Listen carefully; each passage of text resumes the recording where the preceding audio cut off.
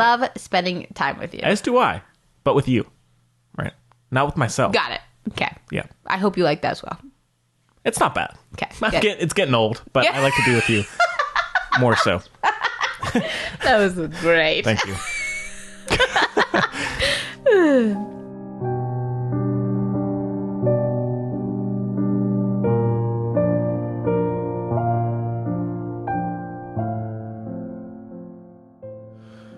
Hello, everybody. Hello. Welcome back to the Film Buds podcast. This is episode number 120.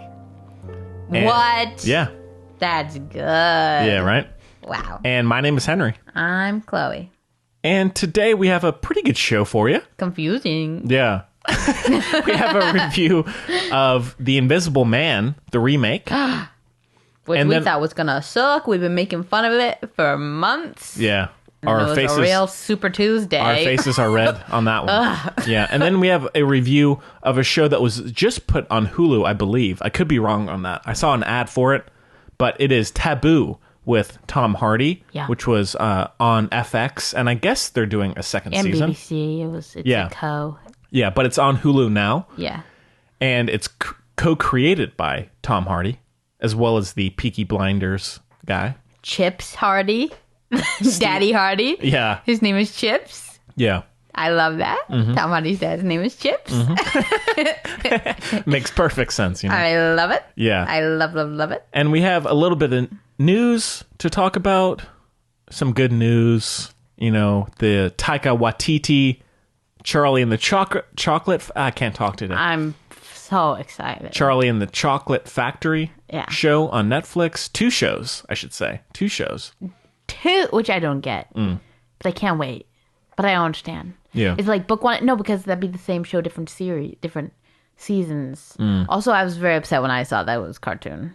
Yeah. No shade on cartoon, but I was like really amped up. I thought they were going to do a series of unfortunate events, but like, well. First off, we did just record, fresh off. Oh, fresh off. Yeah. The first 2 episodes of our 3rd podcast called You Don't Need Anyone, which is just a open discussion of inspiring artists of all kinds. And we just talked about their certain aspects. Aspects of their style that makes them unique and stand out. Hopefully that will be up soon. I don't know exactly how long it will take iTunes and Spotify to upload it because it's a new show, but hopefully within the next few days. So keep an eye out for that. Henry, how the heck are ya? Chloe, I am all right. You all right? Yeah, I feel, this is a bit, I don't even know that. I just saw the name of the dude who plays the Invisible Man. And it's a Jewish name, and I got excited. Oh, wow. Sorry. No, you're fine. Yeah.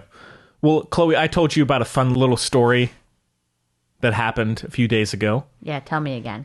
I went with... I'll react as if it's the first time. That's who he is! He's in The Haunting of Hill House. Well, a few days ago, I went to see Seberg, which is the Gene Seberg biopic with Kristen Stewart. Not for me. I love Breathless with every part of me. I really want to rewatch that. It's been a long time since I've watched it. That was like, oh my God. I've seen it so many times. First time I saw it was probably like 8. I was Really? like, this is the best thing I've ever seen in my life. Wow. Yeah. It's almost like you're stepping it, like it's really, and it's so good. Yeah. Anyhow, before we ate, we went to California Pizza Kitchen. Old enough. Thank you, French speakers. That was a funny joke. Okay. California Pizza Kitchen. No, is it? At South Point Mall here in Durham. Or not here in Durham. We're not in Durham. We're in Hillsborough. How dare you? Sorry about that. Last time I was there was... This is a tie-in the people aren't going to listen to these in the correct order, but I'm going to keep talking about Twilight. The only time I've been to California Pizza Kitchen was for my best friend Mary's birthday, and we saw a Twilight movie, and then Mary and I walked out and went to watch a different movie. Right. But she loved Twilight, so I don't know. Yeah. Yeah. She'd already seen it. Yeah, but we had the most kick-ass waiter ever. Yeah, Ezekiel. His name was Ezekiel. Just a really awesome guy. Chloe, you would love him. You'd get along great. That's great. That's all I can ask for. Yeah, very supportive, getting us whatever we needed. Bingo bango. Just like that, you know. You're being too funny. What's It's just so funny. It's like it just I don't know. Keep going. Okay. I love it. It Thank just you. doesn't quite. I just love it. Thank you. It's just so. Yeah. Okay. You know what? It's not an easy job, especially in America. You make $2 an hour. So yeah, give Ezekiel all the props for Bing Bang Booming. Yeah. Okay. Towards the end of the meal, we were like, okay, we need the bill. We got to pay for this Okay. food that we just ate. We were saying, hey, man, we got a movie we're going to go to soon. He said, oh, what are you going to go see? We said, Seberg, about Gene Seberg. Is this him? No, that's not him. How many Ezekiels can there be? Yeah. He said, oh, yeah, I'll get the check right away. I have And three mutual friends with that one. Oh, really? Yeah. And he came back, was saying, yeah, I might see that soon, but I'm an AMC Stubbs member. This is not a plug, I Ezekiel promise. wants to hang. Yeah. Henry. But I'm going to go see The Invisible Man soon. I said, Invisible Man, fantastic. Great film. You got to see it, man. You got to see it. As he was as he went away and then was coming back, we were like, oh, we got to plug Film Buds. He'd love it. He's a Film Buds fan waiting to happen. Okay. We told him that the Film Buds was a podcast. We were going to review Invisible Man. He said, I'll subscribe. And he's here now. That'd be amazing. But he said he'd subscribe. I hope you did, man. Thank you so much for being the great waiter. We appreciate it. That was fun. That's great. Yeah. Little time. Little shout out. Yeah. Hey, it's important to acknowledge those who are kind, effortful, people who subscribe to our podcast. Those Yeah. are the best people, They are. usually, Please rate us on iTunes if you feel so inclined. Yeah. Yeah, please do. Guess what I did right before I got here? What's that? I threw so I work at Seely's house, which is like an art space camp, whatever, especially for kids and stuff, right? Uh-huh. And there are these twins who Henry Wilkinson and I they call us mom and dad.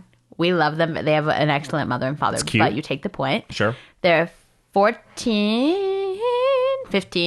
They're 15. They're wonderful. No, 14. Doesn't matter. Wonderful twins. And one of them had been mentioning for a bit, it's like, oh yeah, I want to do something for my 1 year anniversary of when I came out. And I was like, we'll throw you a party at Seely's.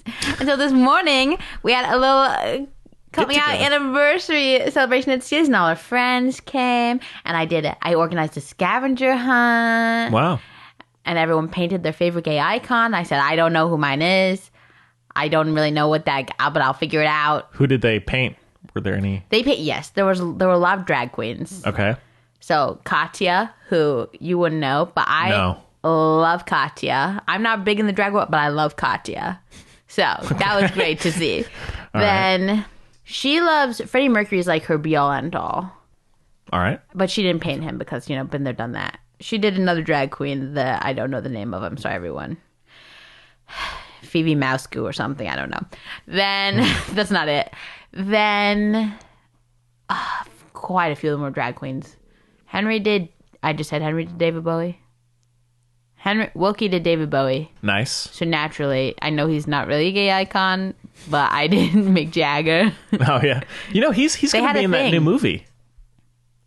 What, Pirates of the Caribbean? No, he's going to be in this Deep reference. thriller. What? Yeah, coming up. We saw it. As a ghost? No. Alive? I don't think so. I think he's... I don't know. Serious? Yes. That's bizarre. The name is very weird. He can't act, I feel like. He wasn't bad. I'll be proven wrong. He wasn't bad in the trailer. It has orange in the title. My favorite color. Exactly. Whoa, I'm in. I love Mick Jagger. He's the fake version of my dad. Yeah, I was like, oh, hey, it's Chloe's dad. As you know, lots of confusion between who did I basically end up painting? My dad. Right. My dad, as far as I know, was never in any kind of physical relationship with David Bowie. Or romantic, or, but hey. So, that's a difference between them, for sure. That is a difference. Yeah.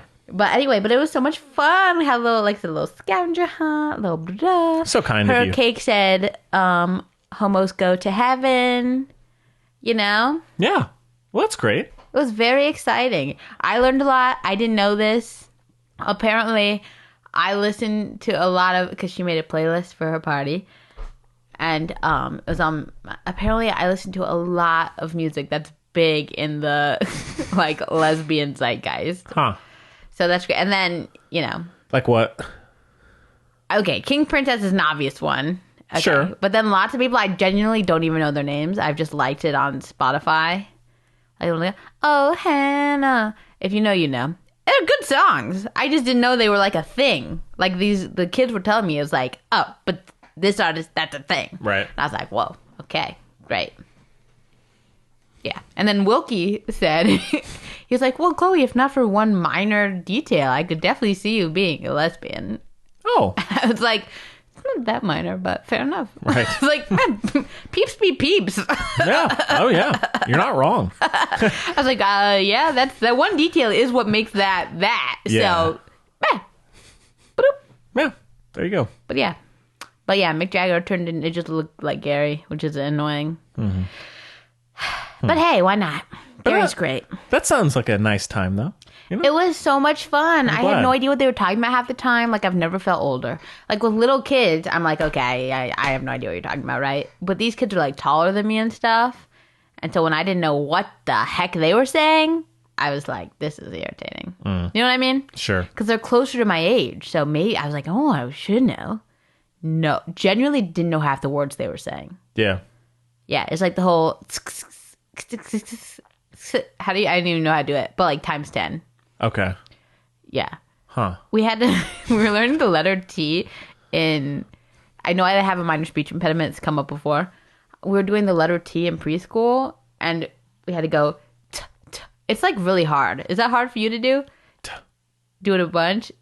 Yeah. Is that hard?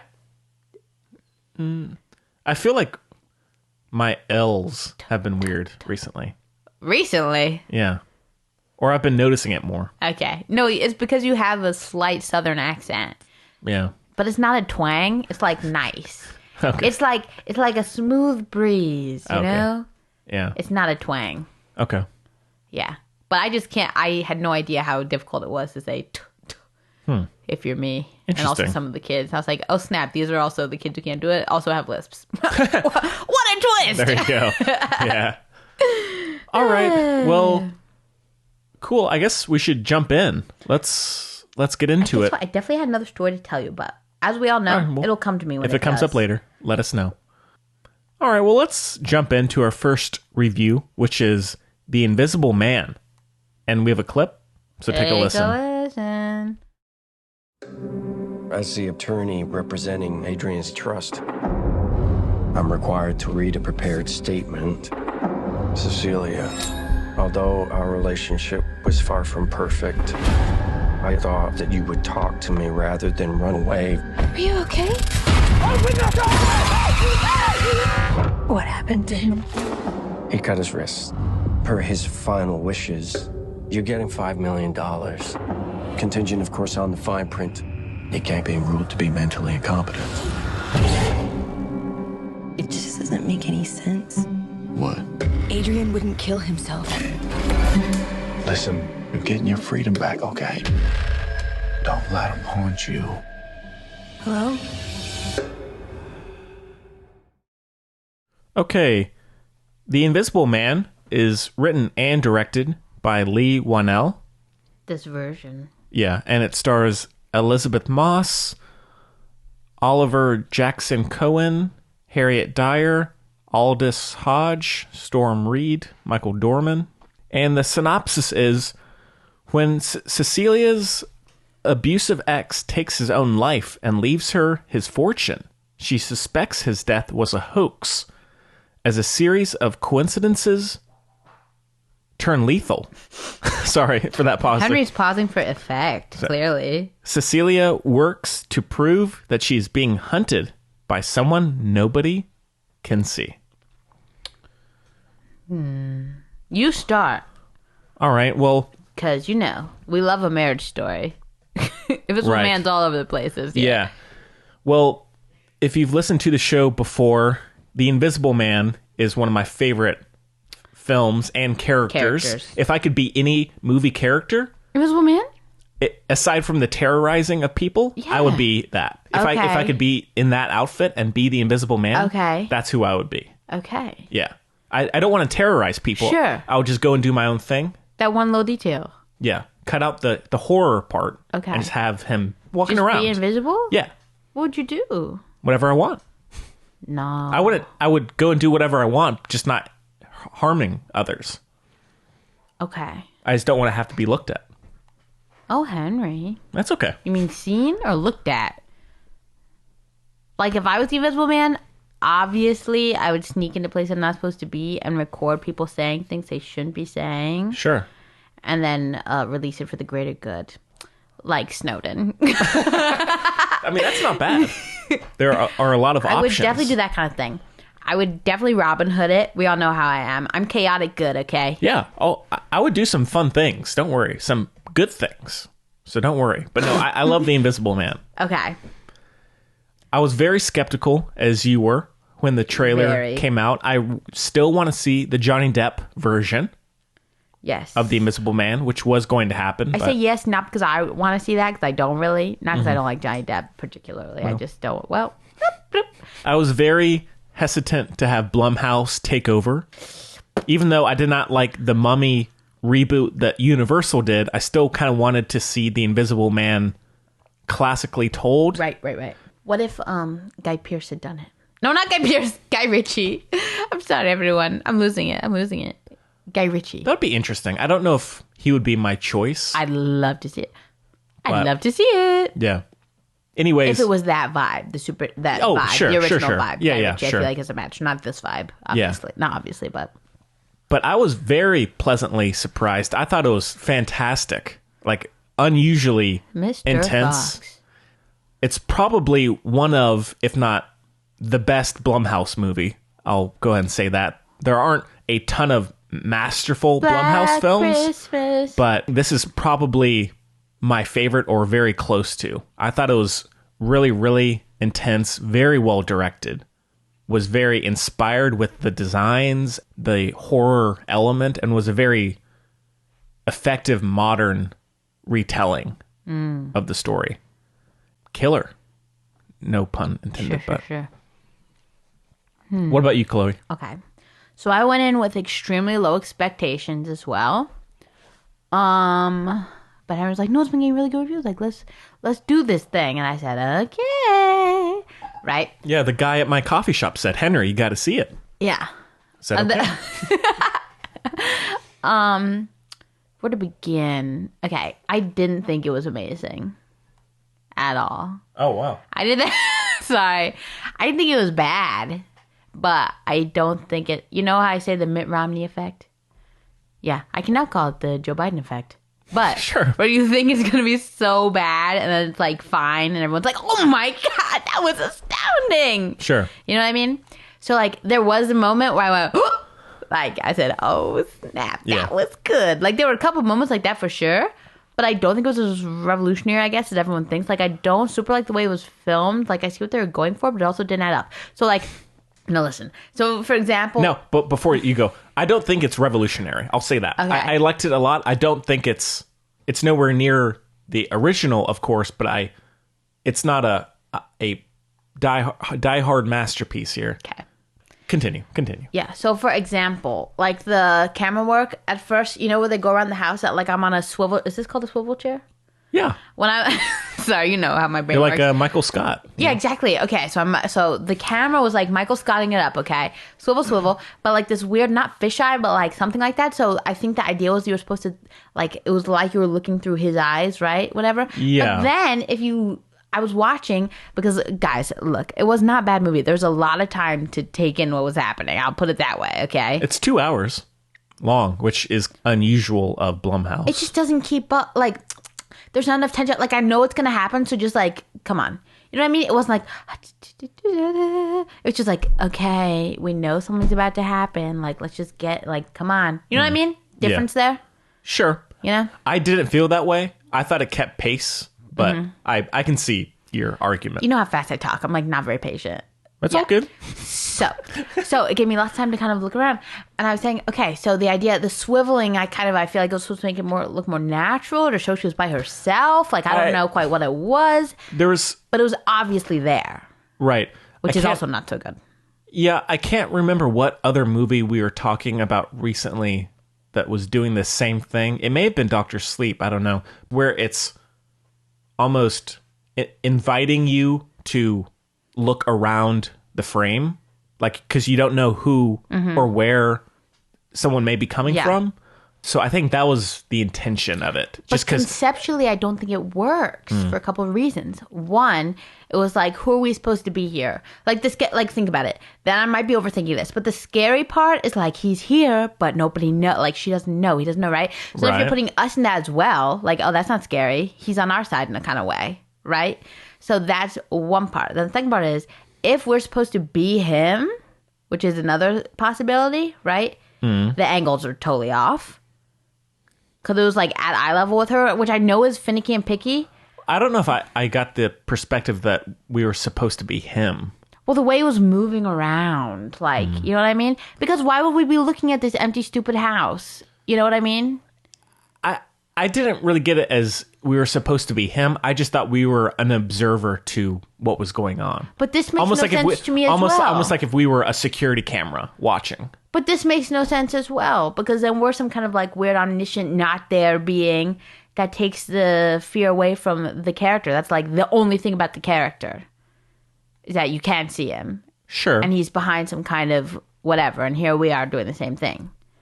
Yeah. And I think that really takes away from the feel of it. The fact that we can move around as freely as well. Like, if we were stuck to Elizabeth Moss the whole time, would have been a lot more effective. Okay. You know what I mean? Mm-hmm.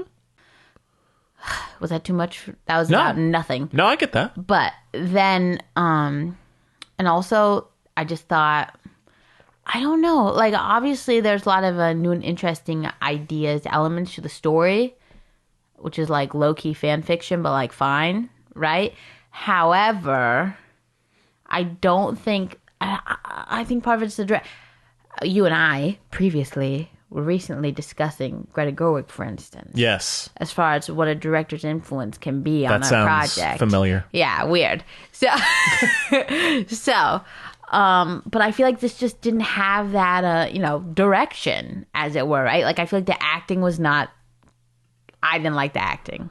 I even said it in the movie, which I feel bad about. I'm sorry for interrupting your experience. No, that's but I all literally good. turned to Henry, and I shouldn't have done. But I was so frustrated. I was like, the acting in this is not good. Because I just really think it's not good. And I know people are either really on the Elizabeth Moss train or whatever. I didn't think she was good either. Stop blinking, okay? I just really,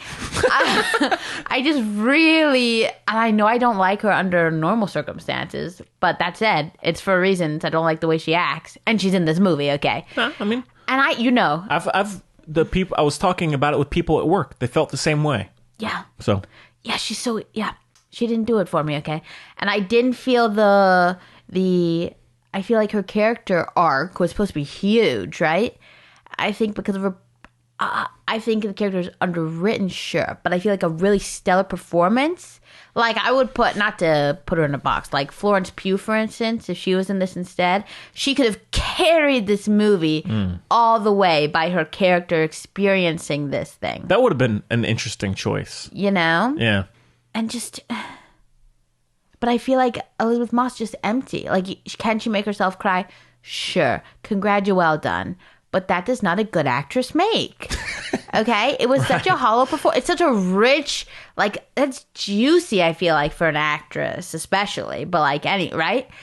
And it was just like flat cardboard. Like you drew a picture of what you wanted on the outside of the cardboard box, but you go inside, there's still an empty cardboard box. You know? Yeah. I'm sorry. No, it's okay. That's just how I feel. And there was some stuff, and I was like, it was just very predictable. I was like, oh, this is about to be like The Office. Like, come on, okay. You know what I'm talking about? The Office. Yeah. I literally said, oh, it's The Office. Oh, yeah, sure. Come on. Yeah, we're Stanley. Okay, right? we're Stanley. But like a lot of it also just didn't make sense. And I feel like a tight movie like this, it's an homage to really good, like I'm about to sound so old, I'm gonna say Perry Mason, but like all that like like and even like Hitchcock and whatever. And lots of TV shows at that I'm sorry, I'm messing around. All the You're fine. I'm losing my mind. I didn't know I cared this much about this movie. Yeah. All of the stuff of that time period, like Secret Agent Man, whatever. Like, sure, Secret Agent Man was silly, but at least it kind of, I don't know, I just feel like this didn't add up. Like, the stupid stuff with also, she's supposed to be, like, an empowering whatever. I get that nobody's perfect, but stop making such stupid decisions. Her choices are so freaking dumb. And I know that I keep saying that about stuff. And it's like, obviously, I'm not in the movie. I'm not in the situation. An invisible guy that really threw me off my game, okay? Yeah. However, sometimes it was just egregiously stupid, okay? You know what I'm talking about? Yeah. I mean, I can think of a lot of examples, but this one really gets you. Okay, great. Oh, yeah. That's just unbelievably stupid. Yeah. Okay. And she loses her. I mean, it didn't work for me. And too many places. And also, just not. Was this written by a dude? It's written and directed by the same person. Yeah. I'm not sure. But apparently he did converse with Elizabeth Moss to have the like female's perspective on certain scenes. But he did write the script mainly. Fascinating. So, I truly am not one of those people where it's like 8th Grade by Bo Burnham. YGB, dude. Okay. No, YG. Yep. Okay. No, you're it right. works. Like, I'm not like that, but sometimes it's like, okay. I just feel like a lot of the characters were really hollow. I mean, all the characters were extremely flat. Sure. Just truly very flat. Mm-hmm. And the one that bothered me the most was the sister relationship. Yeah. That was crazy. And then live it forever? That's so stupid. And nobody acts like that. It's just not a thing, okay? This is what I'm trying to say. It just doesn't pan out. You know, I say a lot, and then I'll stop. The thing I say a lot as far as storytelling, you gotta have a solid foundation, and that's what allows you to pontificate, if you will, to go out there, to stretch the imagination. We've entered the Twilight Zone. How are we able to enter the Twilight Zone? Because we see what it's supposed to look like, and then when it's a little different, we're like, whoa, this just didn't ring true at all. You know what I mean? I really needed the real parts to ring true for it to be effective, but it felt like a soap opera. It felt like I was watching You on Netflix Was Now Supernatural. Okay. Interesting. And there's more, but yeah, I'll stop there that's for a good now. I'll stop there for now. A little tease. I'll stop there for now. Yeah. Now, I completely understand that. You know, I'm demanding. Yeah. I'm demanding. It definitely Sure. fit the airport novel thing you Airport like. bookstore novel? Yeah, I love especially that. the end. Dear God. Yeah. Again, I completely get that reasoning. I went in knowing it's Blumhouse. I didn't really have an issue with the acting. I agree the sister is probably the worst part. I didn't really like the performance very much, and the writing for her was not great. Terrible. But when it comes to this kind of movie, I just don't really pay attention to that kind of stuff. I'm not really there for the characters for the most part. Blumhouse is like horror version of Hallmark.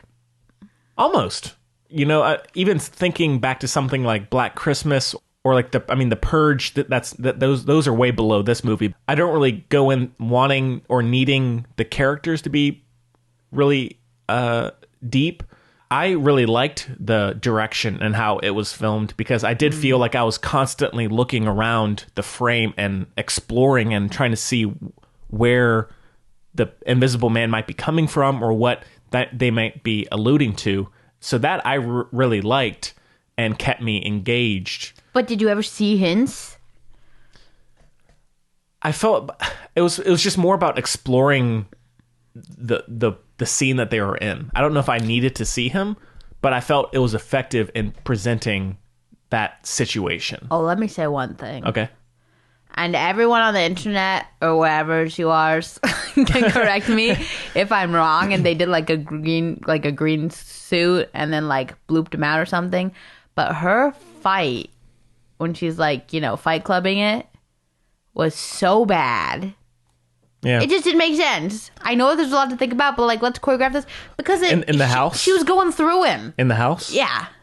That was a little messy. It was so bad. Yeah. Just think about it for a couple minutes, or don't do it, or something. Yeah. You know what I mean? Yeah. But like, don't have to shit. Right. Yeah. There were parts of the film that I did not love. Like that scene, for example. Okay. And I felt like the opening, not the opening sequence, but the meet up with the sister and the husband. I thought that scene was a little messy, very Blumhousey, like pretty weak acting and pretty cheesy. I just didn't really need that at all. But once it got to the stalking, for lack of a better word, I thought it was very gripping and unsettling. I loved all of the reveals of the Invisible Man. I think the bedroom is a good one. My favorite was the paint. I thought that was fantastic. Then also the restaurant sequence as well is very... It doesn't make sense though. How did the paint get off?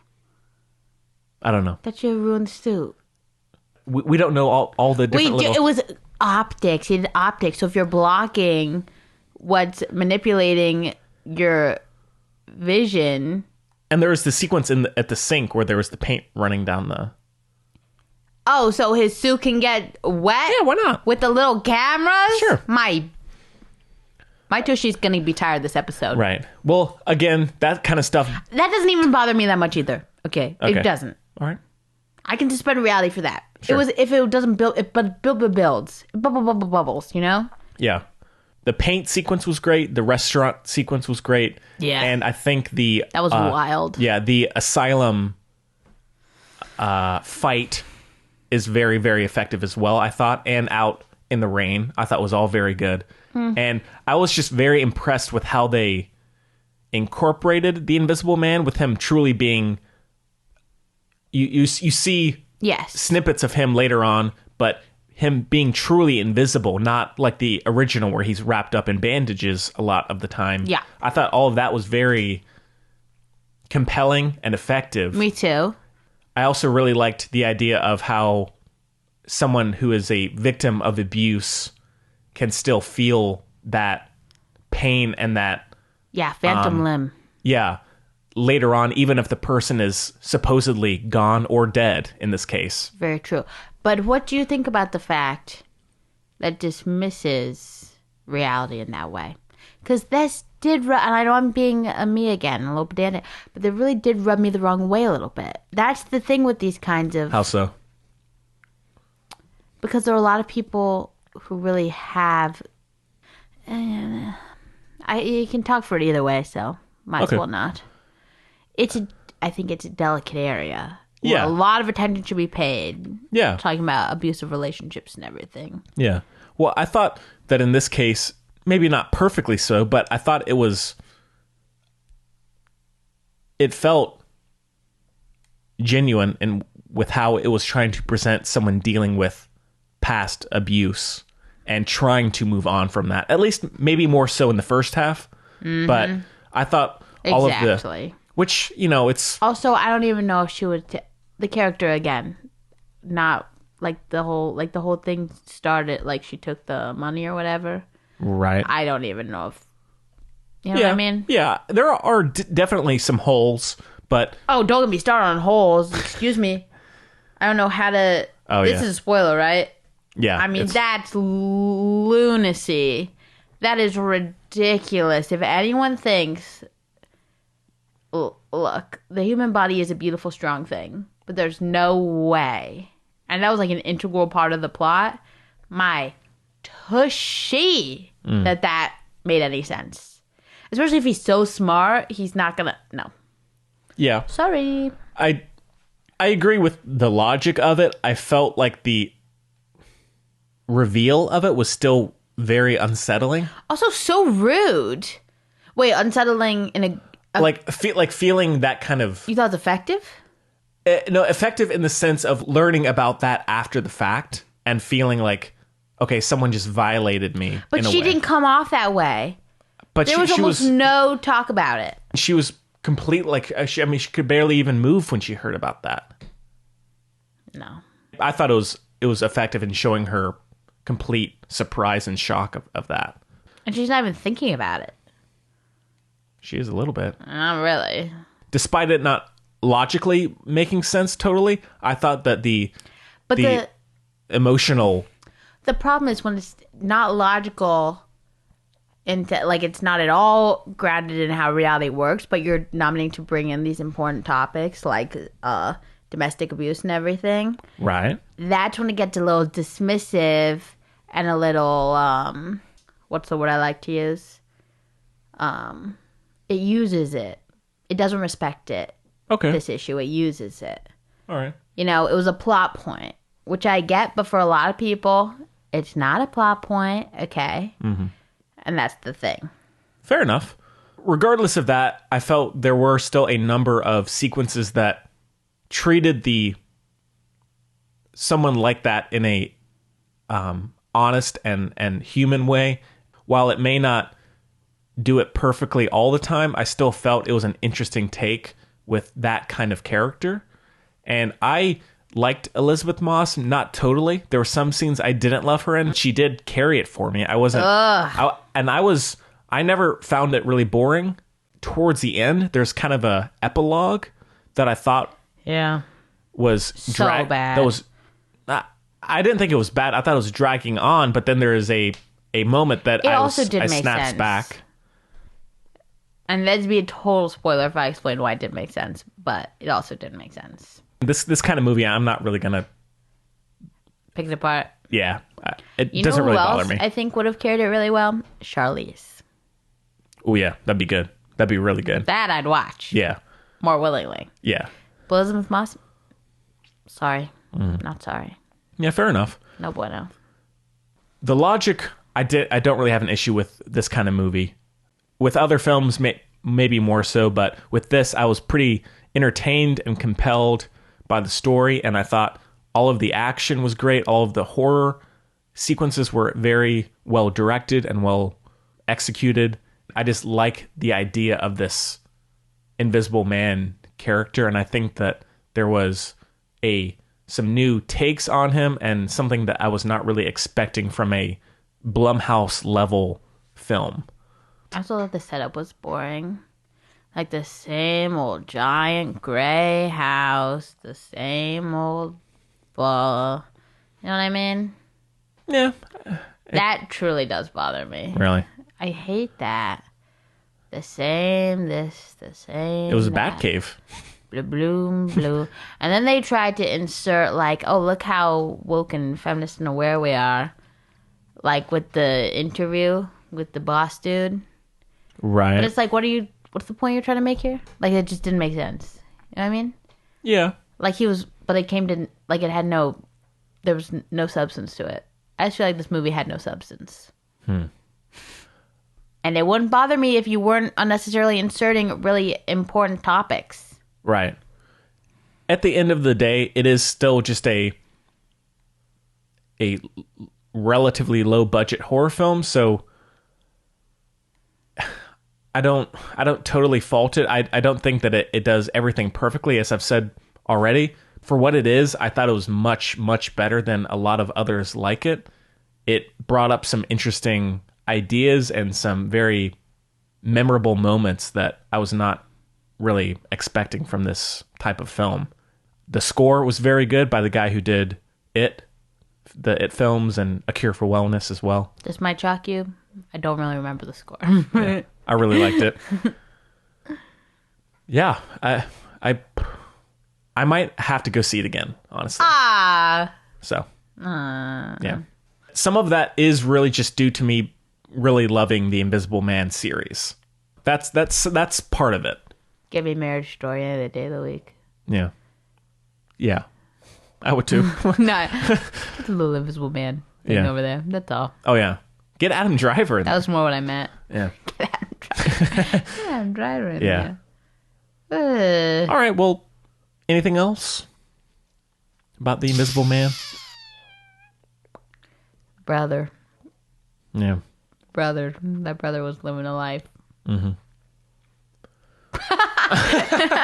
Is there anything else? We didn't even bring that up. That was interesting. Yeah. Top dude was cool, whatever. They're just all so flat. Yeah. Whatever. Yeah, it's not too big of a deal for me. It's a B-level horror film. I'm not gonna fault it too much. Like, I mean, it's the same thing with Black Christmas or really any Blumhouse movie. It's gonna be at a lower level than expected. But how do you feel that it transformed so much from being like they were trying to dive into the, you know what I mean? You mean in terms Canon. of the ideas? No, it's supposed to be like superhero-y, canon, whatever, and then it became this. What do you think? They did a pretty good job of... That's a huge transition. I probably, when it comes to this character, I prefer this over a $200 million CG-heavy film. So with The Invisible Man, I thought this was the right way to go. How they present, not that he's a superhero at all, but how he's larger than life in some ways, in some scenes. I thought they did kind of a good job of tying that into a little bit of what they were wanting at Universal. All right, well, out of 5, Chloe, it's a 4.5 for me. It's my favorite of the year so far, but that's not saying a whole lot. What's my favorite of the year so far? I don't know if you have one yet. Well, Emma is out this week. That's true. So could be that. I feel like I must. I feel like there's something I was like, wow. What have we reviewed lately? I feel like we haven't reviewed that many new movies. It's been tricky. Yeah, there haven't been that many. Maybe I'm thinking of a movie we did from a while ago that I like. Anyway. I don't know. Hard to say. Yeah. Well, oh, yeah, okay. Should I just go with the first thing that came into my mind? Please. Okay. I encourage it. The first one that comes to mind, as a review, I guess, the image that is stirred up. So, I've told this before, but we were in in New York City as we went frequently, but this was like a different part than we usually go to. I don't even know what it is anymore, but it was like not very New York. Like the streets were not busy. Like it was still the city, like not busy streets, whatever. Okay. Then we went to this restaurant for lunch after my cool aunt Sing got Gemma and me each a custom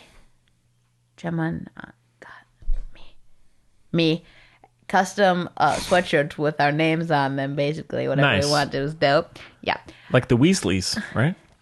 Yeah, except like a little bit punky. So Nice. Except that we bought them. So, but it was not like a classic. Like that was what Yeah. he did. Official. Anyway, maybe we were like Alphabet City. Is that even real? I have no idea. Okay. It should be. No, we were near BCBG's. So somebody out there knows. Okay. Anyway. If you know, you know, right? Exactly. If you know, you know. Yeah. I don't, so I'm out this round. Yeah. But in any case, so we went to lunch, and I know that this has been included in reviews before, but I'm pretty sure last time it was the Belgian fries that were the actual review. This is not true in this case. So we went to this restaurant for lunch, and I was sitting, cute little Chloe. Oh my gosh. Of course. I was like 9. Okay. Right. And Wonder what you would have been like at 9 years old. me too. Yeah. There's lots of videos. Oh, yeah. It's very there's 2 different personalities going on. But I had a TV show, talk show.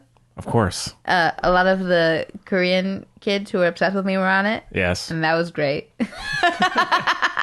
Yeah, 9-year-old Chloe was funny. Chloe, what if we had been buddies at 9? Wouldn't that have been amazing? Would have been good. What were you like in 9? I was basically this. Not as cool, but like, that was a joke for anybody out there. Oh. I don't know. I was just a young boy. What does that mean? I don't know. Just a typical, just causing trouble. I don't know. Causing trouble? Yeah. Just doing stuff, Okay. not caring. Oh. You got to keep a little bit of that. I always cared a lot. Yeah. Too much, some might Yeah, say. back then I was like, Yeah. On Thanksgiving, I've said this before. On Thanksgiving in 2nd grade, we were supposed to come dressed as pilgrims. I said, no, my dad braided my hair in 2 braids. I was Native American. Does that sound bad? Maybe at first, but then think about what I was going for, and you're like, okay, yeah, I was protesting the event, you know? Right. Anyway, granted, if I did now, I'd squirt ketchup on my neck to just but anyway. Nice. But, so, back to the review. So, Daniel Clay sat down in this restaurant, and we're all like, meh about this restaurant. Like, it just looked very, like fake New York, you know what I mean? Okay. You know? Mm-hmm. Especially... kind of like the place in The Invisible Man, right? No. No? But same... Poor Taylor, the waiter. Oh, Taylor was the best. He was trying. Dang. So to the restaurant, little Chloe, and I ordered a salad. Okay. I get my salad. I put my fork in it, I guess without super looking down. Pick it up. What does Chloe chomp on, little Clobo? A block of wood.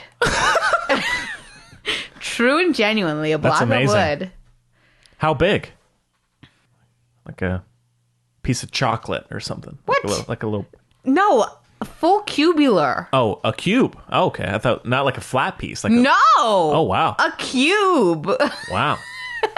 That's And it makes sense. I wouldn't have noticed that it was on my fork. Okay, right? Fine. But should it have ever been near my mouth? Absolutely not. Then we told the waitress, and she was like, "Oh, okay." And I said, "F this." Yeah. And I was so pissed that we went out and we bought Belgian fries from next door, and I ate them at the table in front of her like this. Nice. Man, that's classic Chloe. Just rebelling. I shared the fries. That's good. Not with her. No, of course not.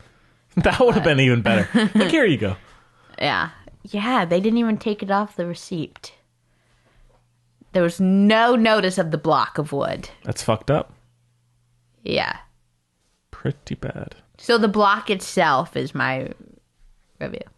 Nice. All right. In the salad, I guess. Yeah.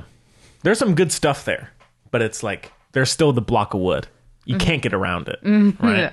Yeah. Yeah. I'm not eating that. Yeah. All right, well, let's move on. Let's get into our review of Taboo, which is on Hulu right now, as we said, and we have a clip.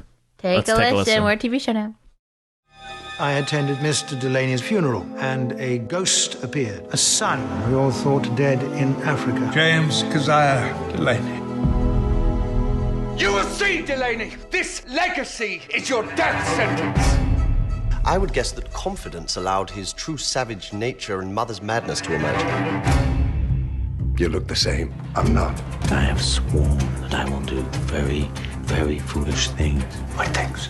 Who exactly is it that wants you dead? Is it the East India Company or the king? The East India Company doesn't ask twice. Oh, the Leviathan of the sea, the beast with a million eyes and a million ears. Conquest, rape, and plunder. And I do know the evil that you do because I was once part of it. All right. Well. All right. What a good clip. Yeah. What a clip. Yeah. Hope it was understandable. Yeah. That's one thing Stephen Knight has. That's his style. You can't ever understand anything his like, characters you're are gonna saying. love the reference I'm about to make. It's about to shake the audience that I'm referencing this. It's like Boomhauer from King of the Hill. I watched a lot of King of the Hill when I was little. Yeah.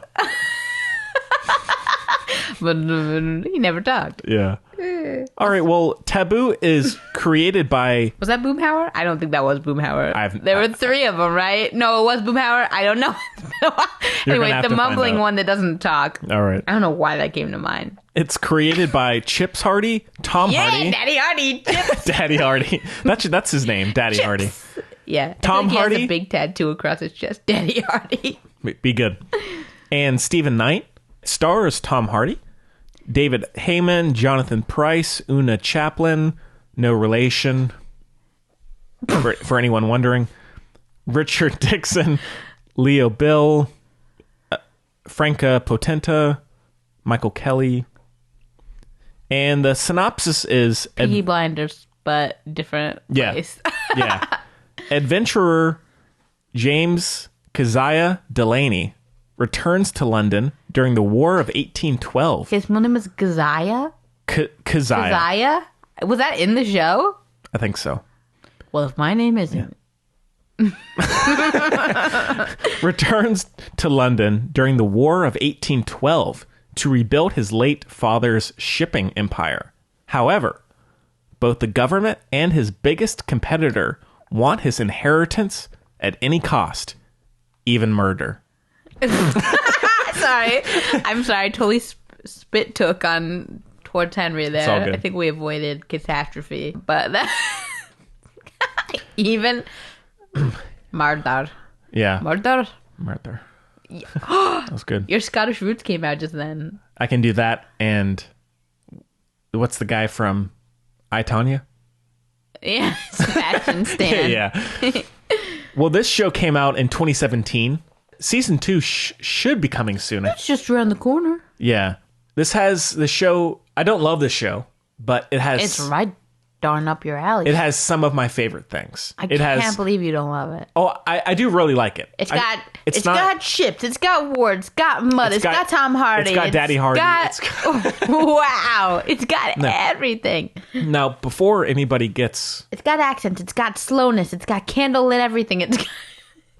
Classic Michael Bay movie. Probably, honestly, it's probably got, what's that disease? My dad's going to be really upset. Not disease. Disease? My dad's going to be really upset if I make this joke. Corona? I was going to say... No, I was going to say scurvy. Oh. It probably has scurvy or that other one. Yeah. Starts with a G. Mm. Yep. Gingivitis. No. I don't think so. That is real, but... Good. I don't know. I shouldn't guess. It could get bad. Yeah. I do like the show a lot. Don't get me wrong. Don't go presuming something else, everybody. I do really like the show. It has Tom Hardy. Love Tom Hardy. It is a period drama. 1814. Yeah. Rotten fruit. Very dark, grimy, dirty.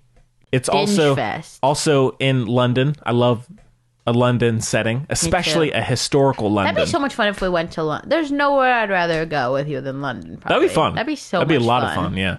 We should plan that. Maybe if people donate enough money, we can you can see us go to London. Amazing. Yeah. Might be a while. We need to get on that BuzzFeed level. We're hilarious. Yeah. Whatever. Also, Taboo has, not directly, but it deals with old sailing ships. Yeah. I love any kind of old sailing ships.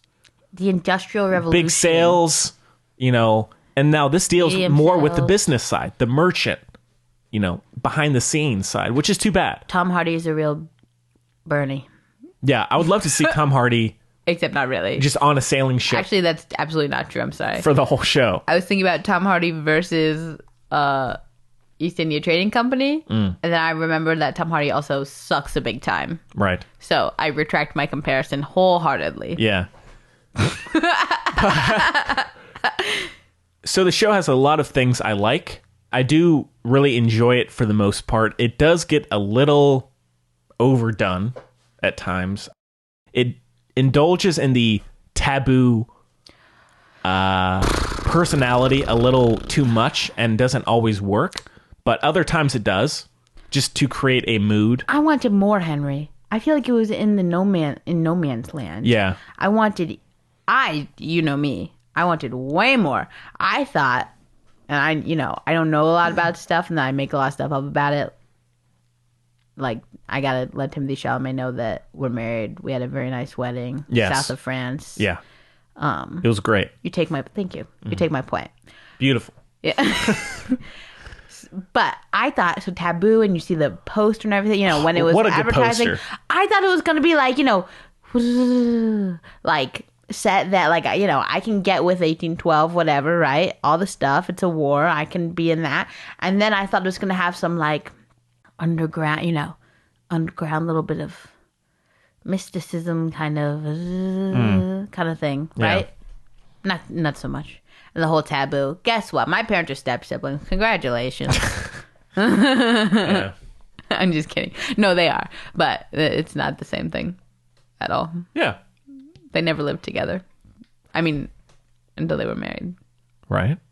I'm just clarifying for the audience. No, we're good. Again, they already know. If they're here. People are, I wonder if anyone's reviewed Taboo. Let me search that. Hey, you never know. were sticking out. You know, not. I don't know if there have been that many. I bet not. Yeah, crazy. We're new. We're yeah, fresh. We're trailblazers. Yeah. Much like... And now, since it is on Hulu, Jonathan... maybe more people will be curious. Brzezinski Dillon. What's his name? What? It's not John Dillon. What's his name? James Keziah. James Keziah Dorsey. Delaney. Not Dorsey. Oh, yeah, James Dorsey is taken. Yeah. Now, that stuff I agree with. It does indulge too much too quickly and then just leaves it for a long time. Okay. You know? It was a thick with 3 C's first episode. Yeah. Thick. Borderline, your boot will get stuck in that. Right. You know? Yeah. That's... Give me some milk. Not me, because very much don't give me milk. Dairy free. Dairy free. Not lactose, dairy. Right. Yeah. But you take my point. You can't see through that. Hold it up to the light, nothing's coming through. Yeah. This script, and it's very much Stephen Knight's style after having watched Peaky Blinders. And he's done a lot of movie scripts, too. He wrote The Girl in the Spider's Web, Allied, the Robert Zemeckis movie recently. And a lot of... Oh, and he also wrote Locke with Tom Hardy, the one man in the car. This show feels like they wrote a 400-page movie script and then just cut it for TV. It doesn't really have the flow or the arc of a normal TV show. Right. Nor does Peaky Blinders, really. They're very much bingey shows. Like, I feel like if this was a Netflix show, we might be having a different talk. Yeah. Because that's how I watched it. Okay. Not on Netflix, obviously. On the Hulu. See, I spaced it a little bit. You spaced it? Yeah. I can't watch that much television anyway. Yeah. But relatively, you're not waiting a week. Right. No, you know? Yeah, not me either. I say, whom's is this? It's like Game of Thrones up in here. I don't know who anyone is. Mm-hmm. You know? Yeah. Everyone, it's so dark. Yeah. I know you're Tom Hardy because of your magnetism and also your voice. Yeah. But he's the king of the stare. Oh, my God. Oof. Tom Hardy. You. The chills. He gets you. Mm-hmm. The script is... I like the structure of it. I prefer this over a very on-point... glossy TV Vikings. Sorry, Gary. I like Vikings. Oh, you like it too? Yeah. I've never seen it. It's just the advertisements, at least. Okay. It's glossy. Yeah. It really showcases his writing style that is very meandering. Mm-hmm. It's not usually focused, which is okay. It really just lets you experience the world a little bit. I was going to say, it relies on world building. Yeah, absolutely. Which is the same thing with Peaky Blinders. That's one of my favorite parts about that show, which I don't love that show to death either, but it's nice just to spend a lot of time in this weird, dark world. Watch it at night, otherwise you can't see it. Exactly, yeah. Which I kind of like. I kind of like a little bit of guideline, you know what I mean? Yeah. The plot is... I would not really be able to tell you a lot of what happens, like tie it all together. Yeah, thick. Yeah, which is okay because, again, the world is interesting enough. See, and I can. That was the one thing that kept me in it. Because you like all the other stuff. Yeah. And I said, as long as, hey, I need to know the tea. This is what's getting me going. If I absolutely had to, I could tie it together. Yeah, you can True Detective it. Yeah. You can map that wall. But there were definitely parts where I was a little... lost. Famished, as the Jews say. Yeah. It looks really good as well. Pretty well directed. The score is by Max Richter, who did... Hey! Oh, yeah. He did the score for The Leftovers recently. He's done a lot of... Yeah, but something I cared about. You're going to have to tell me. What? I'm not... It's not a... I get that I do that a lot. I don't know. All right. I'm also slowly, slightly less slowly than usual dying over here. Yeah. White Boy Rick. We missed out on White Boy Rick. God, he's a busy man. Yeah. Didn't he do something I cared about? I feel like he did. I really feel like he did, but I'm not seeing it. breaks my little heart. Yeah. He mixes very classical sounds with a lot of contemporary electronic melodies and instruments, which is a really cool mix. And he has a very interesting variety of scores out there. His style really fits this movie because it's pretty subdued for the most part, but effectively so. Just the overall mood of the show is very consistent and compelling a lot of the time. He did Mary Queen of Scots. Yeah, he did do that. Okay. I don't think that was it though. That's a great score. Hostels. Yeah. What a busy man. Yeah. My God. Yeah. Prolific. Overall, the performances are pretty solid. Tom Hardy, of course, fantastic. Yeah. I thought Una Chaplin was pretty good as well. Michael Kelly, he's in a lot of stuff like House of Cards. He's in Yeah. He's one of those. Everything. Yeah, and the costumes and the set design in the show is great. Like the scenes at yeah, I guess maybe not a palace, but the ones where Jonathan Pryce is at, the paintings and all that, amazing set design. So it's worth seeing just for that aesthetic, really. The aesthetic. Yeah. Well, Chloe, what's your overall opinion? Did you enjoy it? Or? I'm curious. I would say, if it was a book, I would have been done with it faster and probably had equal enjoyment. Okay. Is that a good way to put it? Sure. And I did find the show a little too slow at times. Yeah. A little slow. So, a little slow. Yeah. But we love Tom Hardy. Yes. He's magnetic, charismatic, great. Because he's not as well. He's just the perfect leading man because he's kind of not. But not on purpose, not either. Mm-hmm. He's a true actor. Yeah. And it in turn makes him a very good leading man, which is unusual. Mm-hmm. Especially since he can play any type. He can be nice, he can be a jerk. Yeah. Charming, blah. Mm-hmm. It's very, I agree. Very impressive. So if he's in it, kind of worth it. Also, interesting story. No mask this time around. No mask. Big beard and bad lighting. Guess the beard's not that big. No. Well, masks his feelings. But yeah, it's kind of weird. Is it true? What? The story? No. It's just a weird, untrue story? Yeah. Okay. Yeah, it's fictional. Okay. It's like really small version of Game of Thrones. I'm standing by that analogy, actually. Yeah. It deals with power dynamics. Land, power dynamics, incest. Yeah. Killing. Mm-hmm. And it does get pretty violent at times. Oh, yeah. For sure. He has a pretty nasty, brutal way of dealing with people. Yeah. He wants to speak to the manager 5 minutes ago. Big time. Yeah. He didn't get served by Ezekiel. He was certainly not. Got the other guy. Imagine.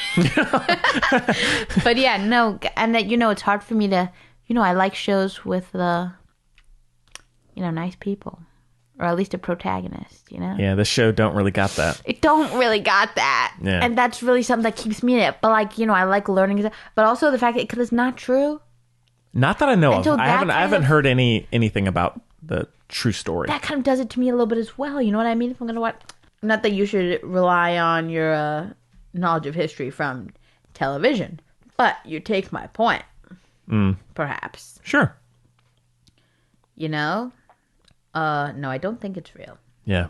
Now, Peaky Blinders is at least telling the story of a true gang, but right. No, this a lot of that shows. What's his name? Fictionalized. Stephen Knight. No, Dorsey. James Keziah Delaney. Oh, Delaney. God, I keep thinking. Gosh darn it. Yeah, it's just made up. Yeah. That for me, that doesn't help the case. Mm-hmm. Now it's Ridley Scott. Yep. You love Ridley. Executive produced, I guess. Or produced. I don't know which one it is. Well, you love Ridley Scott. I do. Like. I love Ridley Scott and Tony Scott. R.I.P. You're so nice. Not gonna lie, I reacted late. Sorry. That's okay. Yeah. But yeah, the Scott brothers. They Love get it. you there. Yeah. It's good, Henry. Yeah, Ridley Scott has produced a lot of shows. A lot. Similar to Spielberg. Perhaps too many. In that way, yeah. I'm not going to say that I dislike it, because I don't. I'm not going to say I love it, because I don't. You don't? I think it's constructed very fine, very nicely, well constructed. Acting is solid. Tom Hardy's the boss man. Yeah. The show's obviously as well Tom Hardy's. He's in like every single take. Like it's obviously, he's doing a Daddy Chips proud. Yeah. Okay. Yeah. So that's to know as well. I feel like if it was a movie, like give me The King, but this. Okay. You know? Yeah. Cut out some of the little side plots. Mm-hmm. You know? Yeah. Fresh and simple. I agree. Especially since I always complain about just make it fake. You know, call like the West India Co. I don't know. Right. You know, I don't know. You know what I mean? Yeah. I don't know, Henry. Tell me more about you. What you think? Yeah, I don't have... I don't know how to frame it. You know what I mean? Yeah, I don't have a ton else to say. What were you expecting? Why did we do it? I in a nice way. Before we saw The Invisible Man, on Facebook, I saw an ad for Taboo. It said, now showing on Hulu. I said, let's do that. That makes sense. And in some ways, it is dealing with someone who has come back from the dead, apparently. Okay. Supposedly. Like me. Who has a dark past. I know. And he preys on people. Like me. Yeah. Yeah, big time. Yeah. I'll look outside. I'll see Chloe outside my porch. Chomping away. You get it. Yeah. Okay. I got it. Okay.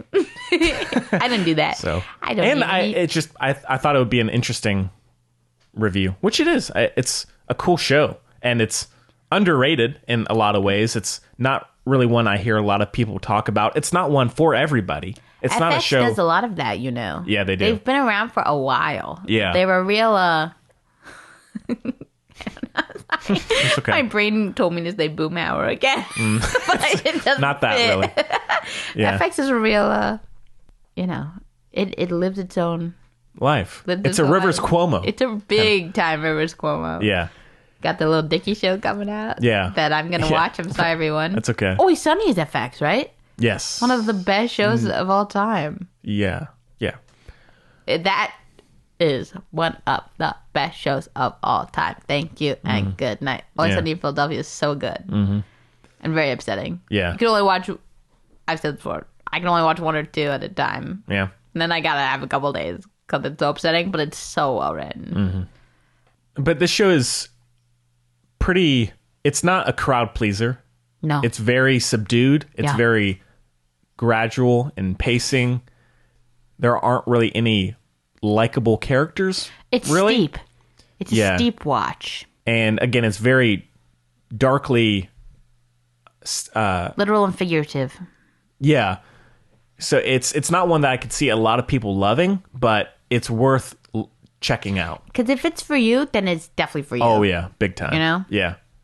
I was like, when I saw this thing starting, I was like, Henry, you've done it. You found a show. That's beautiful. That's a beautiful moment, honestly. Ugh. It's got Tom. It's got ships. It's got the darkness. Everything. It's got Max Richter doing the score. Come on. Yeah. You know? Cool opening credits as well. Yeah, sure. But which to me, I'm sick of them. Yeah. Is that stupid? I'm sick of cool opening credits. No, that's fair. I'm so sick of it. But no, I would say like just try the first episode. And the first episode, like I said, thick. But if you're with it, then like go for it because it does get better. There's like payout, like it gets, it works itself out. Yeah. But if you're not about it, just don't bother. Yeah. You know what I mean? That's a good way to put it. Yeah. Unless you're me and you care about Henry and, Oh, thanks. I had to keep watching it. Yeah. Chloe, I can't say how much I appreciate you taking the time to do these things. Thank you. I put all my laundry away in the process. Emma and Just Mercy for next week. Those don't make any sense together, but thank you. Well, they're Just Mercy is just coming out on home video, and Emma's out in theaters now. So let's do it. Anyhow, At least one of those will do. Okay. I'm big Just Mercy. We have to do it, but obviously there's nothing to pair with right now, so we'll work on it. Okay. I'm fine with either. So. All right. Well, anything else about Taboo? Give it a poke. Yeah. Big time. Give it a poke, but don't keep your wits about you. Give it a poke with a stick, not a finger, okay? Yeah. Be careful. Be careful out there. Exactly. Tom will get you. He'll either pull you in or he'll Kick you spit out. you right back out, you know? That's it. Yeah. All right. Well, out of 5, Chloe? I don't know. It's between a heavy 4 and a light 4.5. I can't decide. Maybe a 4.25. And it is one that I can't say this about a lot of shows. I feel the need to revisit it every so often. Okay. You know? It's got that Sure. Yeah. Yeah. I like that. That's good. Yeah. That'll, shoot. I'm having a lot of images flash in my mind, and none of them really makes sense. Okay. For me to, even less than usual, Henry. All right. I've got work boots with concrete filled in the foot part only. Okay. That doesn't make any sense. I mean, a lot of that. Right. Ooh, you know what? Okay, I don't remember where this museum is, but I've been there a couple times, I think, with my father and my sister, so maybe it's in Vermont. And there's a pair of shoes, like old work industrial shoes, okay? And they're bronzed. And they're just sitting there. All right. Interesting. And they're all foldy and stuff. Huh. And I'm like, why are these shoes bronzed and sitting here? Yeah. Huh. Interesting image. Was that one too literal? No. Okay. Because, Chloe, that's the thing with Film Buds. Yeah. There are no rules. Okay. You know, you do what you want. Flawless. Another good Tom Hardy film. With Shia. Yeah. Now that's got a little bit of magical. Yeah. And that's what I'm looking for. Yeah. Isla Fisher? Jessica. Shoot. Sorry. Sorry about that. Hey, Chloe, this is the design. Oh, no way. That's dope. That is so... Where did that come from? There's a... That's... I'm allergic to them? This... Oh, are you? I'm like deathly allergic to pineapple. Oh, really? I did not know that. Oh, yeah. Okay, well, that's darkly funny. Not that you're allergic, but Nah, I made that shirt. It has a pineapple on it. The shirt, everybody. Why? I just saw it. It has sunglasses. It's a pineapple with sunglasses. I said, I got to do that. Because the site that I designed, the You Don't Need Anyone logo, they have a ton of free images that you can use for free or commercial use. Okay. And I said, a pineapple with sunglasses? That's perfect. It symbolizes the wackiness of Film Buds. Okay. And I just decided to go with it. I like it. Because even if it makes no sense, Yeah. when you wear that shirt, people are going to wonder what it is. And... Right? Yeah. Like, if I'm wearing that at work, people are like, what the heck are you wearing? So, and then I get to tell them. So. What are you going to say? It's a movie podcast, my friend. Yeah. Please write us in with your backstories for the pineapple with sunglasses on. Yeah. That is, we do have a new shirt available at thefilmbuds.com. You can buy it now. So. Yeah. So give it a look. Do it. Then tell us the backstory of the pineapple with sunglasses. What you think it means. Yes. Yes. And then we'll pick one and it'll be our, as a Film Buds collective, backstory for it. Yeah. Cool. All right. Well, I guess we can do a little news, Chloe. Yeah. There is the Taika Waititi big announcement. He's going to be directing 2 animated series. Two animated I can't wait for that series on of Charlie and the Chocolate Factory. I can't wait. Thank you for giving it its proper. Yeah. No, is that his name? I was obsessed with that book. I'm not big Roald Dahl. Those books, to be fair. I was obsessed with Roald Dahl. No. I was obsessed with those books. Didn't like Roald Dahl, but also now I'm realizing I was kind of obsessed with him. Right. He just was too close to me. Yeah. Not, I mean, you know what I mean? Like the Poacher book, if you know, you know. That scarred me for life. Mm-hmm. I didn't need that. Sure. But I remember it. Yeah. Matilda, no thank you. Sorry. It's too upsetting for me. You know?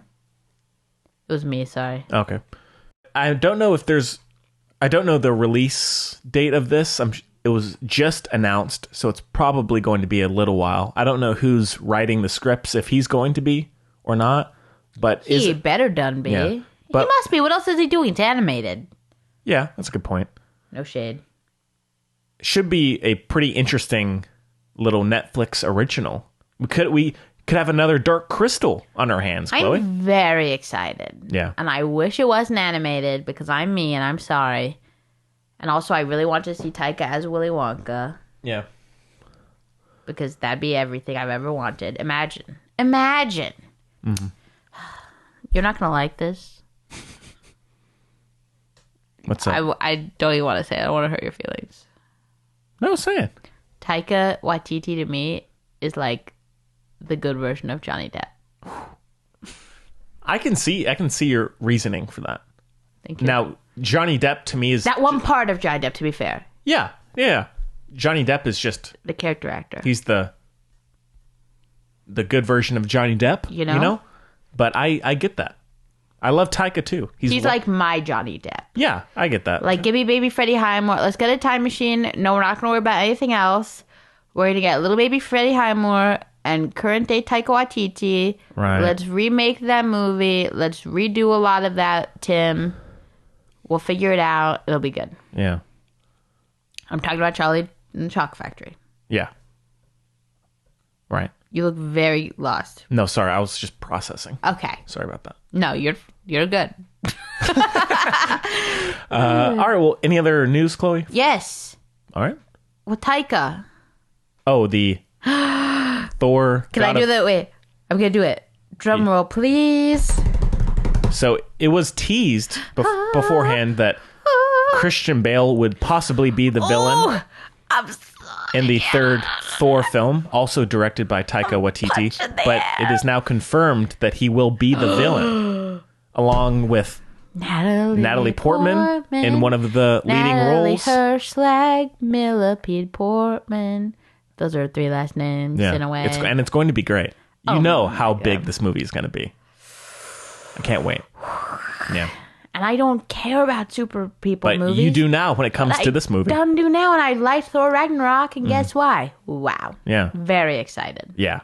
So that's some pretty big news. Of course, Christian Bale can do anything. And I'm glad he's finally leaning into, I mean, you know what I mean? Mm-hmm. That's not very dramatic. I'm glad he's leaning into, I don't know. I feel like this is almost like his little, and I know this is probably just all me. Again, my brain is much more expansive than my reality. But I feel like this is his like Taylor Swift Reputation moment. I feel like, yeah, y'all think I'm going to be that guy. Yeah, that's fair. I think he had so much hate that's so unfair. Yeah. But whatever. We've been there. We've been there before. I think I'm a Christian Bale stan. I don't super know, but I'm pretty sure I'm a Christian Bale stan. Okay. But maybe not. Shoot. Hard to say. Come back to us, let us know. When you're ready. Yeah. All right, well... What was I about to... Oh, yeah, I was trying to find news. Hold up. I know that the... Oh, now tell me how you feel about... Have you heard about... We haven't talked about this, the Back to the Future thing. I'm not... With Tom Holland? I'm not down at all. At all. I just don't understand why. Money, that's it. I feel like... I could not be... I love the original Back to the Future, of course. I could not be less interested in this. Yeah. Especially... Now, I don't dislike Tom Holland. He just needs to kind of... I feel like he kind of fits. It's not that he doesn't fit. He needs to chill? He just needs to chill. Go do some other stuff. Yeah. Don't be the nostalgic... Right. That makes sense. That makes sense. Pretty boy, all the time. We get it. We get it. Okay. Tom, if you're listening, Henry thinks you're pretty. I actually don't think he's that. Matters. I actually don't think he's that good looking.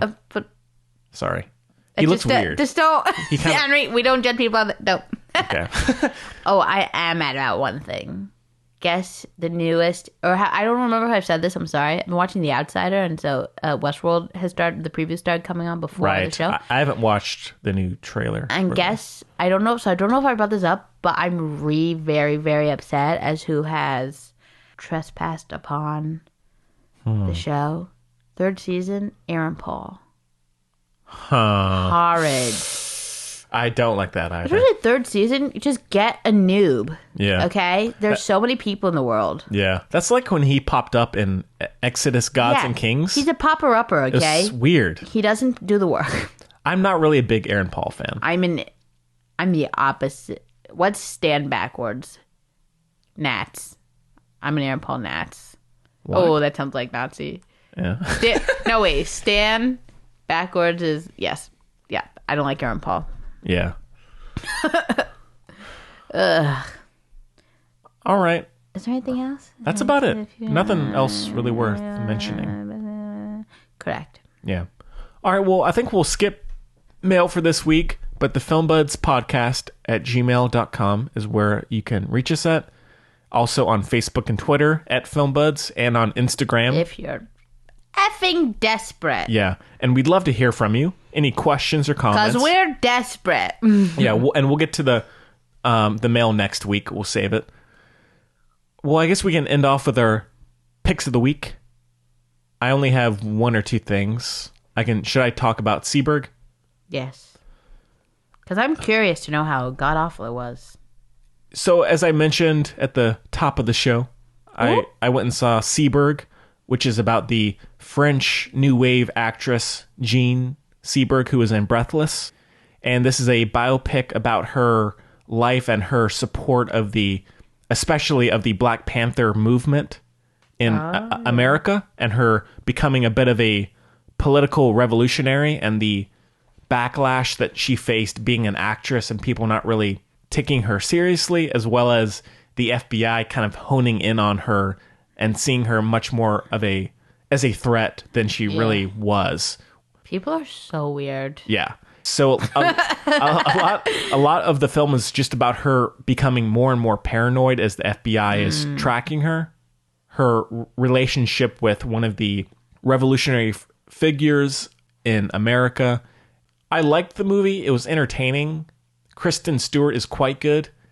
The movie is pretty vignette based. Okay. The direction it's well composed, but it didn't have much of a flow. I didn't really feel like it was building to anything. And so it lagged at times because you didn't really know where it was going to end up. But it was still pretty well shot. Was it supposed to be in like a French cinema vein? Not really. No, it's pretty standard. Because those can float. No. Yeah, not really. Okay. Maybe a little bit, but not so much.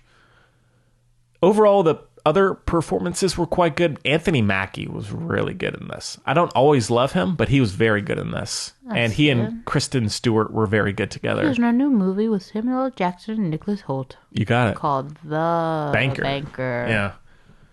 How'd you know? You told me. Oh. Yeah.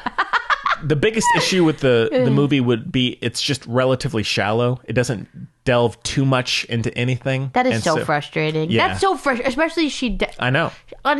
Untimely death and everything. Yeah. That is really... I big hate it. She had a lot of...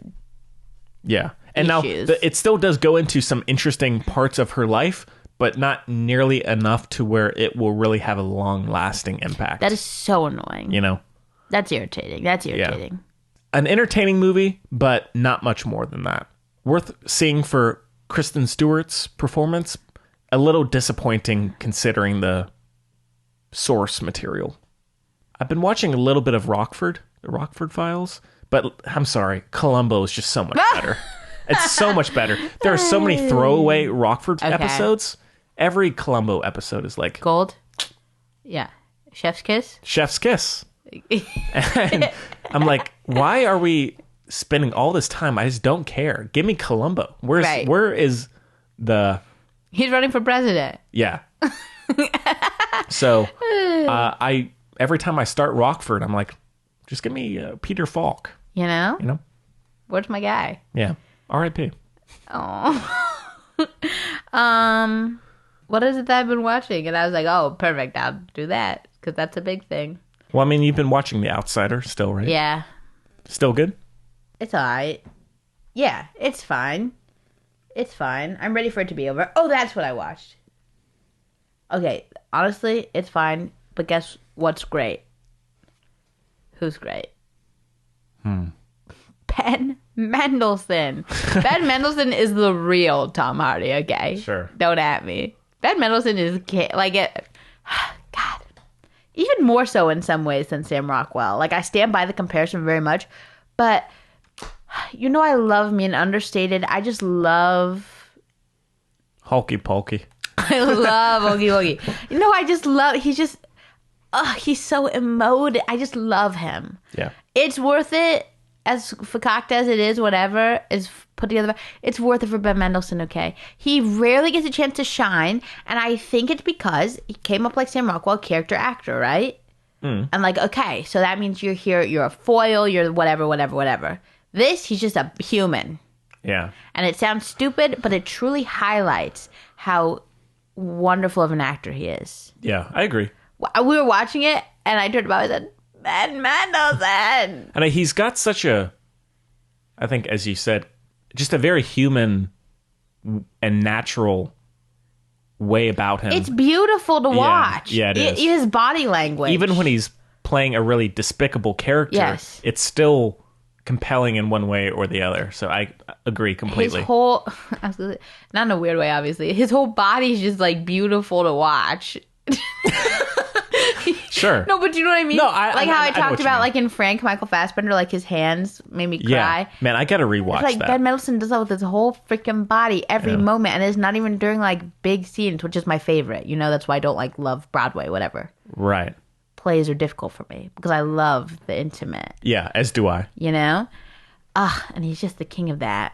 Yeah. And then, that's you love the way his body moves. You know? Shut up. But no, I know what you're here first, folks. I know what you mean. Even like a small role like in Rogue One, like he's just immediately when he comes on screen, he's powerhouse. He's doing something. Exactly. He's moving. Yeah. He's doing his thing, and it's so either endearing, compelling, or he's truly he is truly an anchor. You can give me the craziest plot. I mean, The Outsider is pretty wackadoodle. Sure. What was he in that show with Kyle Chandler on Netflix, that Bloodline show? Yeah. I didn't watch it. It looks so bad. I didn't either, but I felt like he was in that. If he's in it, I might have to watch it for him. I would as well, but I really don't think he's in it. That's not his deal. Watch him be in it. Kyle Chandler, another great little character. Kyle Chandler's very good as well. Is it not called Blood? Oh yeah, here it is. Oh, he is in it. I gotta watch it. Shoot, me too. Crap, I really didn't want to. Yeah. But he's not even in the thing. See, he's not even in the thing. Okay. There's no justice, okay? I bet he wasn't even in the freaking trailer. That's like, Henry, my dismay and upset when we were watching River Cruise? What's it called? Is it called River Cruise? No. Jungle Cruise? Jungle Cruise? When we were watching Jungle Cruise, I said, give me Jack Whitehall. Give him to me, give him to me. He was barely, I saw half of a corner of his pinky toe for 2 seconds in the trailer. Yeah. I was so upset. That's like what they, okay. Yeah. I don't want to watch Bloodline. I'm obviously going to try it now. I might have to watch an episode tonight.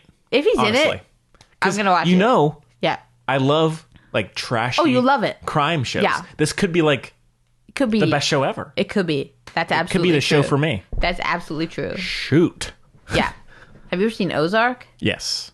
Don't love it. Don't love it? Okay. A little too... That's Jason Bateman. Yeah. Maybe a little overdone. Okay. Yeah. Bloodline. Yeah. Even the name, like, it's just not my deal. Exactly. Okay? It's so, like, middle Thank of the you road. Anyway. Good night. But I'm going to have to watch it. It's like the HBO show everyone apparently loves now that I will never stop making fun of, and I will never watch it. About, like, the family, and they're, like, rich, and, like, that annoying dude's in it. Sorry, bruh. The annoying dude, he was in The Gentleman. He was in the, oh my God. He was in the worst movie we've ever seen in our lives. Video game, Dead Dad. He was the lawyer. Video game, Dead Dad. Matthew McConaughey, Anne Hathaway. Oh, Serenity? Yeah. You know what I'm talking about? The was dude? He the lawyer? Yeah. The lawyer? Yeah. The dude with the... I don't know. Ugh. I haven't seen it. Don't know. The show. No, not the show. The movie. What are you talking about? What HBO show? What? Oh, that. That's what I mean. No, but the dude.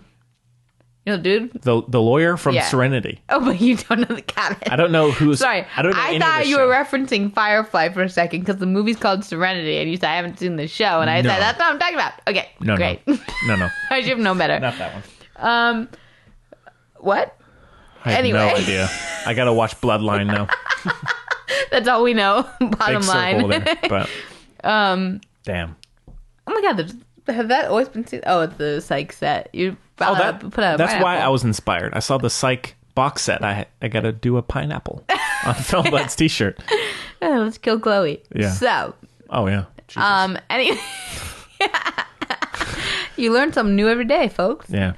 You know what it's like to be dead, so. I know what it's like to have been dead. Sure. But I can't remember being dead. You haven't been like a zombie. You're not like, although I guess that's undead. I am undead. I was dead and I'm undead. And I'm obsessed with Frankenstein. And I always walk around and do this. Nobody else can see that, but I do that a lot. And I've been noticing people I care about have been doing it. It's so weird. Really? Like my favorite little kid at preschool, he started doing that. That's funny. And I don't do it in public. Like, you know. When we were talking a while back about what, if we became famous, what people would copy, we're just going to see a bunch of people walking around like Frankenstein. Perfect. That'd be amazing. Oh, so interesting. The thing that my dad and I watched the first episode, my dad and I have been bummed out for a little bit now. You can probably predict when that happened, when that began. Right. It's fine. They're tied, okay? Anyway, so... Sorry, Henry. It's okay. And he's so upset. Anyway, so we're like, okay, what are we going to watch? We're out of Good Doctor. We're out of The Outsider. For now, what are we going to watch? And then my dad said, oh, you know what? I heard about this show. And I said, oh, snap. I want to watch that too. And the reviews have been very polarizing. And we said, well, what's new? So my dad and I watched the What? What's that word for when you become president? The inaugural episode of Hunters. With my boy Al Pacino. I was going to say, and my other boy, Logan Lerman. Yeah. I didn't know he was in it. He's back. Yeah. I know we're not commenting on appearance. He looks good. Does he? I'm sorry, everyone. Now you know. Yeah. Now you know. He was going through it for a minute. I don't know. Jews get sick a lot. Maybe something like that. Maybe. Or not, Logan. You're perfect all the time. But, yeah. I said, whoa, Logan Lerman is back and he's going to be a movie star again. Okay. I'm so that, to be honest with you, I'm sorry. We're all human. Okay. That keeps me in it regardless. Okay. I live for Logan Lerman. All right. No, that's fine. And he's a very good actor. I liked him a lot in Perks of Being a Wallflower. Fury as well. Fury. See, that's my Jews standing up for Jews. Anyway, I love him, yes. And no, his acting truly so good. There's this one scene, and it sounds stupid, it's about soup, but like his acting is so good. I like cried, and I was like, baby boy. I've been curious about it. But this was truly not the show for us to watch at this moment in time. And there was like lots of, there's always white supremacists everywhere, and there's lots of the Nazi flag behind Bernie Sanders, which didn't get any news coverage, so don't know if you heard about that. I did. Great. Meanwhile, everyone's talking about tweets, people he's never even heard of who probably aren't even actually Bernie Sanders people. And then there's this really good, just so everyone knows, I'm sorry, I'm going on the thing. Chloe soapbox moment, okay? Thank you for letting me have this of course, space. Chloe. I really do appreciate it. I sound like I'm being silly, but I genuinely appreciate it. There was this dude, statistician, graphed a chart showing the mean tweet percentile is the same. It's 1% up for Bernie Sanders than the rest of them, okay? But the tweet amounts are far more because he has a lot more like Twitter followers and stuff, and the tweets about him are far more. So perhaps it makes it seem like whatever. Right. Which is like the more people you have, the larger portion. Yeah. But it's the same ratio-wise as all other campaigns. Interesting. Because I'm so sick of it, and I think it's like upsetting me. Yeah. But thank you. I'm sorry, everyone. No. There's a lot to it, and it's really annoying. Everyone telling me that I'm basically a bad person. Because I support a campaign based on compassion. Right. And it's very annoying. I've never tweeted anything mean to anyone. Yeah. So there. Yeah. But no, it's okay, Chloe. I support you. Thank you, Henry. Yeah. No problem. It's so annoying. Yeah. Anyway. Yeah. Sorry for that. These are trying times. I apologize to everyone for that. But in any case, so my dad and I are feeling a little like, and there's been lots of like, don't compare a Jew to Hitler, okay? Which they keep doing on the news. Yeah. And first of all, it's ridiculous because, again, he's just trying to do nice things for people, even if you think it's like crazy and not possible, whatever. They're still nice things. He's trying to give everyone health care, okay? But also, I don't agree. compare Jew to Hitler. But this brings me to the point of the show. I promise there's a tie-in, right? Okay. So the show, as you know, is about tracking down Nazis in America, like in New York. but like long after the war, like after they've Not like that long, okay? They're still alive, but no I mean like I think it's like the 70s, Okay. late 60s or late I wasn't 70s. sure what time period it It was in. looks, judging by everything, I don't know if they even say. They definitely do, but I wasn't paying attention. Judging by everything, I would say late 60s, early 70s. Okay. Like the clothes and everything, okay. I'm going to go with 70s. Okay. In any case, yeah, so Al Pacino and Logan Lerman are like the two main characters. The first episode, you would really like this, Henry, I feel like. It's an interesting setup. It's like a movie. Well, it is a movie. First episode is an hour and a half. Oh. My point is, Like Gary Bear Columbo. Gary Bear and I watched this. We're like, okay, let's do this. Because we let's do it. And I said, oh, we watch a show about all the Nazis still existing. Right. And then we were like, Family film. Yeah. well, it kind of is for us. Oh, no, That's the no, I thing. mean, yeah. That's why there's a lot of tete-a-tete, I guess. No, not tete-a-tete. There's a lot of controvert. Like the show's gotten a lot of mixed reviews, whatever. Yeah. Because it's an interesting topic, Yeah. as we know. Whatever. I know a lot of people. Very sensitive and some, you It's know. very sensitive, okay. But at least, like, we're being acknowledged as humans, with, and these things are true. These things are true. Like, in Germany, if you still get a pension if you're an Yeah. SS officer. Yeah. Still, I mean, there are probably not that many left, but that's crazy, right? Yeah. Nobody talks about this. That's bananas. Yeah. And there are a lot of people, a lot of ex-Nazis, whatever, who fled and are, Oh, yeah. Yeah. Yeah, very My much dad so. dated the daughter of a Nazi commander. Really? Yeah. Jesus. And he didn't know that the dad was a Nazi commander. Oh, boy. That's like a whole different version of look who's coming to dinner. Yeah. Anyway, you take my point. It's not that far away, Yeah. Oh, yeah. which is kind of why I don't mind. The show is like, also the show is like, it's like Legion level out there. Like this show is out, it's like graphic novel out Really? there, goodbye. And I love it. Like Okay. the sets, just watch it for the sets. Okay. Absolutely incredible. Yeah, there's a lot to it, and it's not black and white, which I really appreciate. There's a lot of food for thought. We've been through this, like Love and Darkness. We love food for thought, okay? Yes. Happy Purim, everybody. Yeah. So the first episode, the first episode is a movie, an hour and a half, full movie. You're like, okay, that was great. The second, but then the rest are an hour, which is still long, but like, fair enough. But I have only seen the first one because it was long and it was yesterday. Okay. But I feel like the next episodes are gonna have a much different feel. So like the end of I don't want to be like that. Spoilers. There's like it's like a big origin story kind of whatever. And now we're about to dive into stuff, but it was still very interesting to watch. Right. The first scene gripped. Really. It's definitely. I think it's definitely worth watching. Oh, yeah. Like I've been curious I about kept it. turning to Papa and being like, "The show is wild," but I was like, "But that was good. Like that was good. Like there's a lot to it. Like Okay. sure, is it a little messy? Yes. I hope it doesn't offend people I care about that I can sympathize with very much so. But like, I'm glad it's being discussed and like these feelings that are still there Sure. on every corner of the argument, as it were. Yeah. Yeah, so I like that. And I like to see Logan Lerman in this kind of like leading man role. Right. Because also like that is the thing about like representation is kind of important. Like just to know that he's actually Jewish and like whatever. Yeah. Just kind of like, Yeah, totally. So that definitely is real. I've been very curious about watching it. So Also, now I don't know where the series, I feel like the series is going to get way crazier. So, I'm not giving my sole stamp of Clobo Soapbox approval on this. But, and this is totally separate now, I should have said, but, so that's one thing. Now, let me tell you, the standout in the show is the, like, anti-Logan Lerman. So he's, like, the young Jewish, like, vigilante kind of whatever.